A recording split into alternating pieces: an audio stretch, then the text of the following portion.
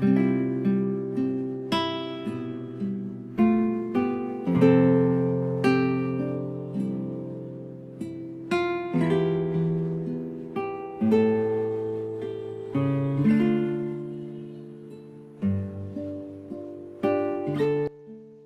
mabuting balita ng Panginoon ayon kay San Juan.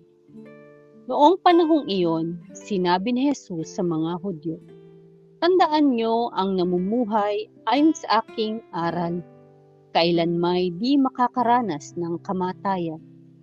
Sinabi ng mga Hudyo, "Ngayoy natitiyak naming inaalihan ka nga ng demonyo.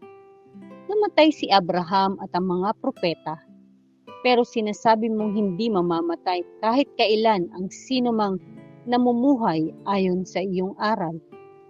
Dakila ka pa ba kaysa aming amang si Abraham? Siya'y namatay, gayon din ang mga propeta. Ano bang akala mo sa sarili mo?" Sumagot si Jesus, "Kung ako nga ang nagpaparangal sa aking sarili, iya'y walang kabuluhan. Ang aking Ama ang nagpaparangal sa akin, at sinasabi ninyong siya ang inyong Diyos. Hindi naman ninyo siya nakikilala, ngunit siya'y nakikilala ko. Kung sabihin kong hindi ko siya nakikilala, ako'y magiging sinungaling na tulad ninyo. Subalit nakikilala ko siya at ginagawa ko ang kanyang sinasabi.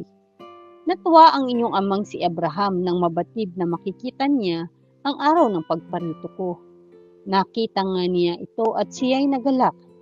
Dahil dito'y sinabi sa kanya ng mga Hudyo, "Wala ka pang 50 taon at nakita mo na si Abraham?"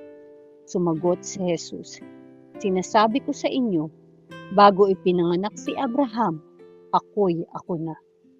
Dumampot sila ng bato upang siya'y batuhin.